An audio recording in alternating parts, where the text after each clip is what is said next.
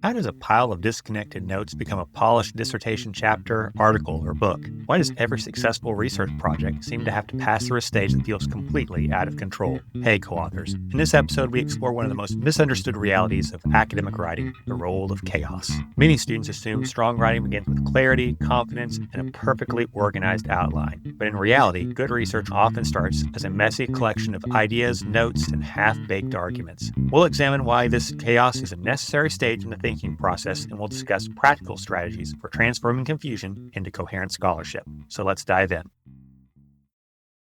So this year, as I may have mentioned in a previous episode, I turned 40. It's been pretty good so far, certainly a lot better than the alternative. As you might imagine, a lot of changes happen in your life around this time. One of those is, at least for me, was whenever I got out of my doctoral program and got my job here, I was 29, 30 years old. And so still had, sort of I would consider like a college student's approach to furniture and decor and all the things that go along with what most people by their 30s have mastered, which is the art of adulting, right? But, you go through your undergrad, your master's, your doctoral program, you're pretty much a poor college student the entire time. You don't have a whole lot of money, don't have a lot of space. What space you do have, you're renting, so you don't want to make a lot of changes. So up until that point, you don't really have anything. Then for the past 10 years, the place that I rented and now the house that I live in, which I don't want to say that I own because I still owe the bank a whole lot of money on that, but I'm currently living in it, reflected this tendency for the longest time. But now I'm 40, trying to get my act together,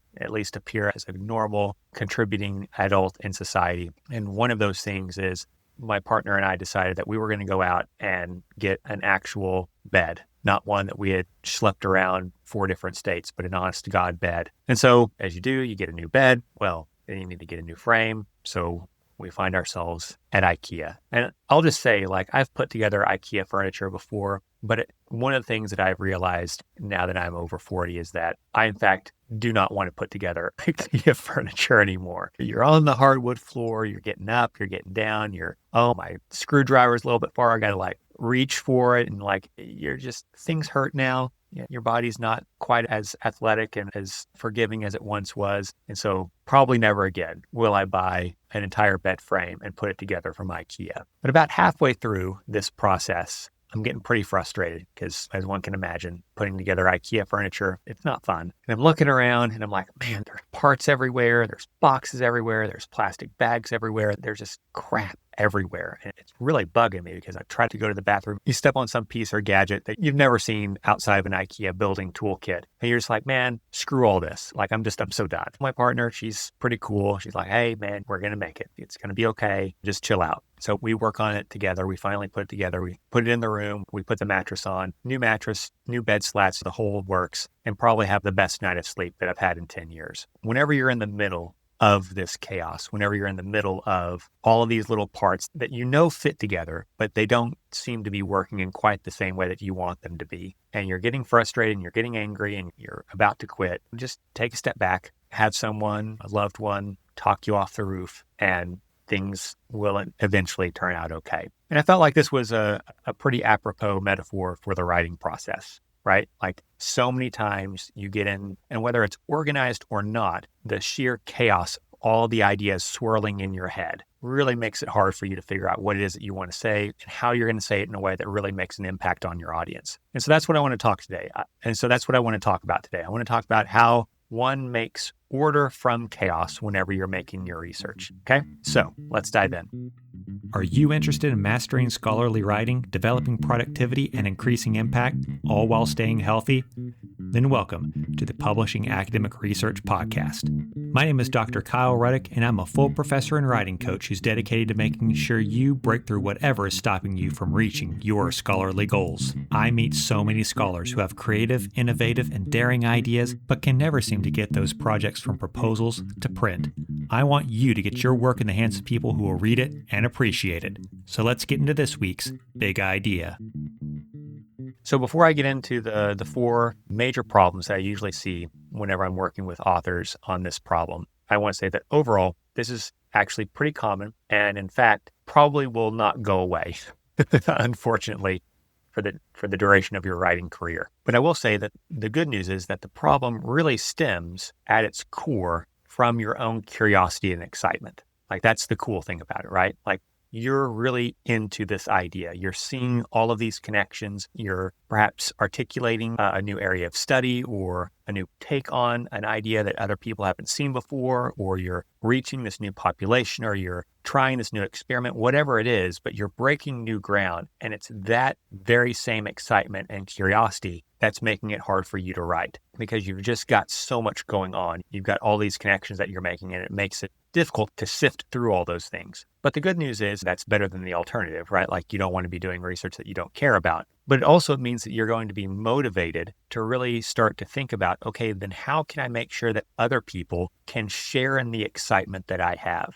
And of course, the way to do that is to make sure that you're writing it in a way that makes sense and can be impactful to an audience. So let's talk about some of the reasons why this chaos exists in the first place. So first off, what I would say is that just the way that the publishing world is now is just so different than it was 10 years ago and certainly different than it was 50 years ago. I mean, if you look at the average article written 50 years ago, they've got maybe a dozen citations, right? You read something now and it's got 40, 50, 60, 80 citations. So you're just having to read so much more than people were 50 years ago. So there's more to read out there. The ease by which we're able to access that information is much easier. You're not having to get paper copies of things or have subscription to a journal. And that's really the only way that you can have connection to your area of scholarship instead through your library, through EBSCOhost, through Google Scholar, through a million and one web portals. You find yourself having all of this information at your fingertips. And so you have all of this information and you're curious and you're excited. And so your brain really has a hard time of organizing all this stuff because it seems like as soon as you land on an idea, you read something else and you're like, oh, well, but no, let's think about that one too. How can I incorporate that idea into the one that I was having before? Now I need to change completely into something else, but you're just sort of like a ship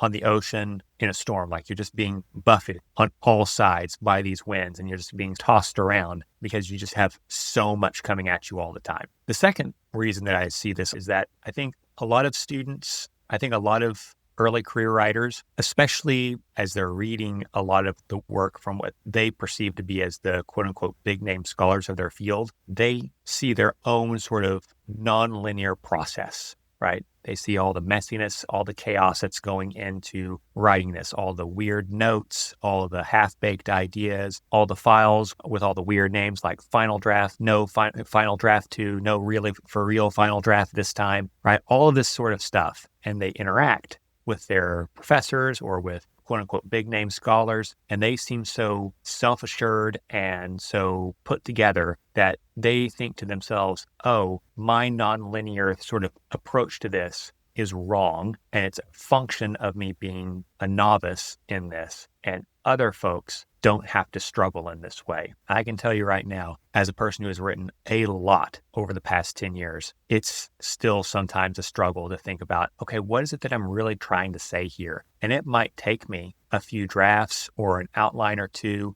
before I really get a sense of where I may even going with an idea. A lot of folks, right, as they're going through this process, they might not think about their thesis or dissertation content as being progressive, chapter 1, 2, 3, 4, 5, 6.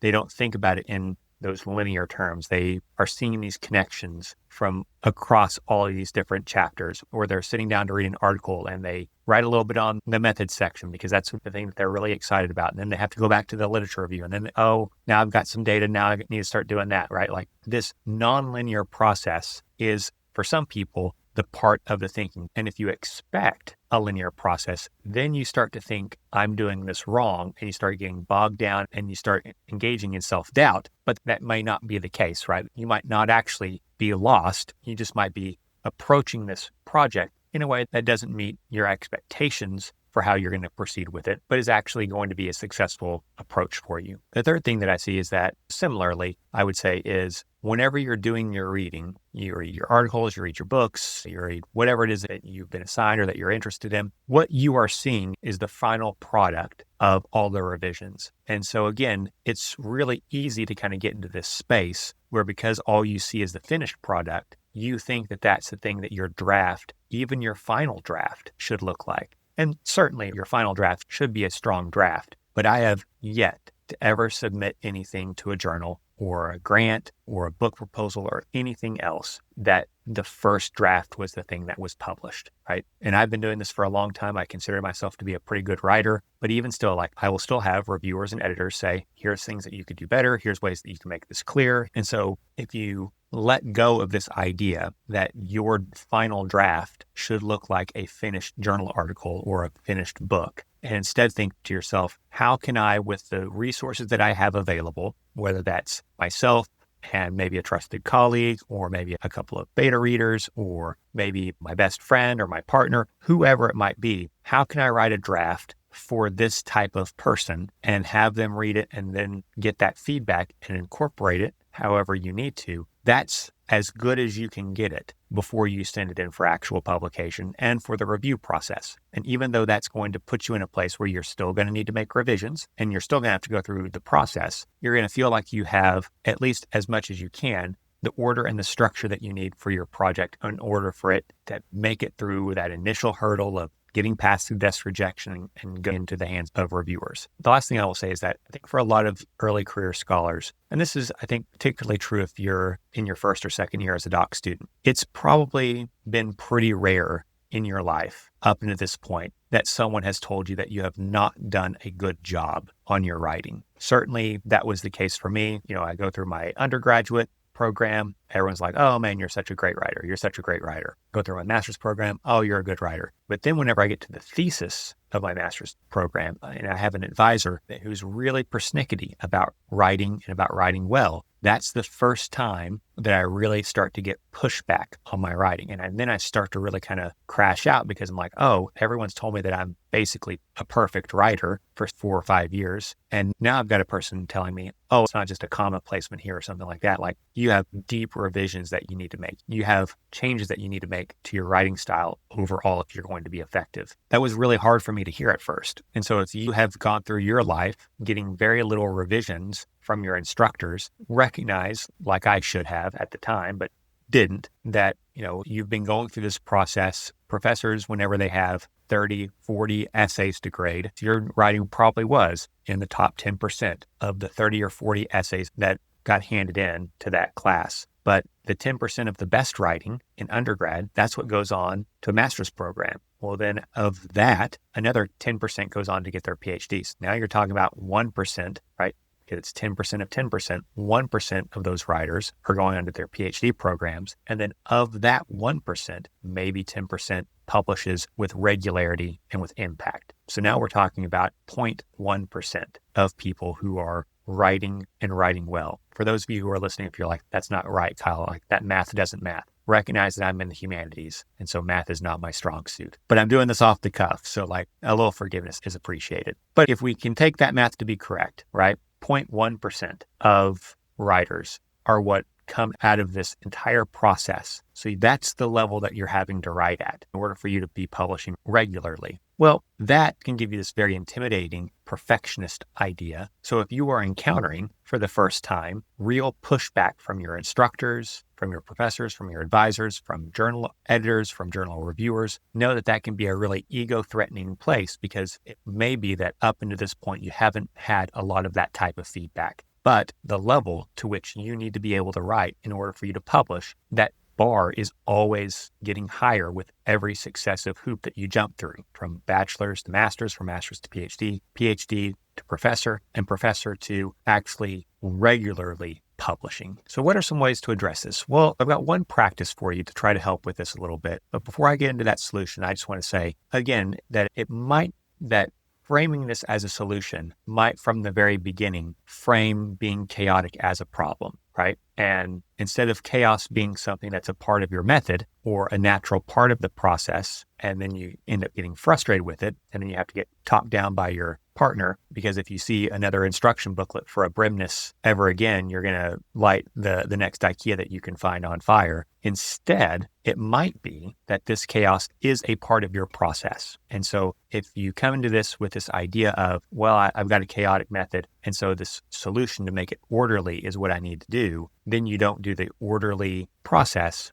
And then you're like, oh, see, I'm bad, I'm stupid, I can't do this because I can't be orderly like that. Well, maybe the reason that you can't do that is because that's not good for your process, okay? So That's the first thing. But if you are the type of person that you're like, I would like to be more orderly about the way that I proceed with my writing, but I don't know how. Here's what I would say to you. The thing that you're going to want to do is you're going to want to break your project into smaller constitutive parts in order for you to figure out what the connections are. So this is called the dump, sort, and shape method. And I think it works really well, especially if you're working on your literature review, trying to get a handle on what it is that your project is about. And I think it's also pretty helpful if you're doing your discussion or if you're a qualitative researcher, your findings and discussions, because those things are usually intertwined, or with rhetorical or literature-based methods where, again, the literature and analysis and the method, those things are really braided together. But all that is to say, this is the method that you use whenever you're working with a lot of different ideas. So the first thing that you want to do is you want to break down your constitutive parts that you have to whatever section or project that it is that you're working on. Really think to yourself, what are the major themes or ideas that you're trying to get across? So in a literature review, right, this might be the 2 or 3 major sections that you have. But the big thing here is that you want to take each one of those sections in turn. In those sections, think about all of the ideas that you want to have in that section and write them out as quickly as you can in 1-sentence bursts. So these are the ideas that I need to address in my section on a particular theory. Let's say if you're doing a literature review. So I have a theory section. So in that theory, I want to make sure that I'm hitting these 5, 10, 12, 20 things. So I have a sentence for each one of those different things. Take all those and dump those onto a page, disconnected from one another. You're not writing this linearly. You're not writing this as a paragraph. These are all one sentence. Print that out and then cut those sentences out. You can do this also with note cards if you like note cards instead. But then you need to sort out those sentences. Put them in place so that way they start to make a logical order for you. And so that's the sorting part, right? You're putting those sentences in their particular areas and you're trying to make sure that they are meeting whatever sort of order or organization is that you're looking for. And that can be chronological, that can be topical, whatever it is that you want it to be. But you're trying to make sure that each one of these sentences is making sense to you as you put it in order. The next thing that you want to do is what's called shape. You're going to take those sentences and you're going to start looking to see, okay, can I group them together? Do they need to be in the same paragraph with one another, right? Or are these 3 part of one paragraph and this one is part of a new paragraph? Or maybe you look at the sentences and you're like, I want to try to look at these sentences and figure out which one of them can be topic sentences to my paragraphs. So out of those, let's say 20 sentences, I'm like, okay, I want to have 6 paragraphs in this theory section. I need to pick 6 of these sentences in order for them to be my topic sentences in my theory section. And if that's the case, those topic sentences need to be declarative sentences. They need to be assertive, making some sort of argument or point, which then the rest of the paragraph then would support. If you go back in the podcast, you can see the podcast episode on creating good paragraphs. But whatever it is that you're looking for, you're really trying to shape those sentences in a way that allows you to either use them all, group them together meaningfully, or figure out which ones, and now that I look at this, that's not really a good sentence. Or, yeah, maybe it's a good sentence, but it's not really flowing with the rest of these very well. It's not playing nice, right? And then from that point, you can start to write around those sentences, either creating new topic sentences for paragraphs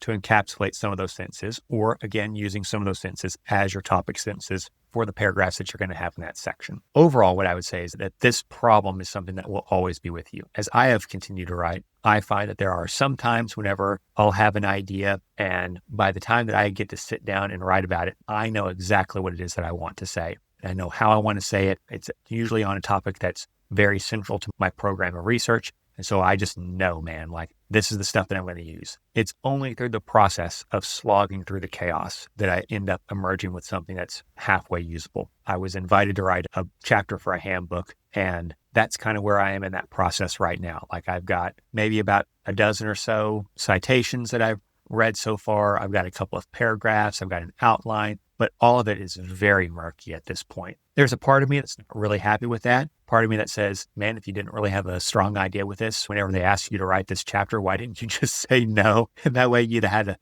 a fun and relaxing summer rather than having to read all this stuff and write something. But there's another part of me that's like, okay, this is old hat for you. You know what you're doing. You know, you just need to trust your process, trust that you're going to get this done, and just keep chipping at it until finally an idea crystallizes in a way that galvanizes you and propels you to that finish line. So I think that's going to about wrap it up for me, folks. As always, I appreciate you listening. If you get a chance, I'd really appreciate it if you'd follow the channel, give a 5-star review, write something nice, or talk this up to other folks at your institution. If you're in the trenches right now, slogging through whatever your summer project is and you need a little bit of help, feel free to reach out to me. My contact information is in the podcast description. I'm always happy to talk with folks. The first time that you talk to me, it's always free. So no charge for my coaching services whenever you talk to me for the first time, because I really want to make sure that you're getting what you need out of this podcast, that you're getting at what you need from the advice that I can give you and the help that I can give you. Because ultimately, I want you to be successful. I want to see you getting your ideas out there. I want to see other people reading that and citing that work. Okay. So thank you so much for listening, and I'll see you in next week's episode. Hey, co-authors. What's stopping your best ideas from becoming your next big publication? Brilliant research shouldn't die in your drafts folder. Now's the time to bridge the gap between the possible and the published. You can support this podcast by subscribing to it, leaving a positive review, assigning it to your classes, or sharing it with a colleague. Let me know what I can do to make this the best podcast resource for you. And if you'd like to know more about my writing coach services, then you can find my information in the podcast description and set up an appointment. I'll be back next week with another episode. But until then, keep healthy, keep writing, and don't let reviewer 2 get you down.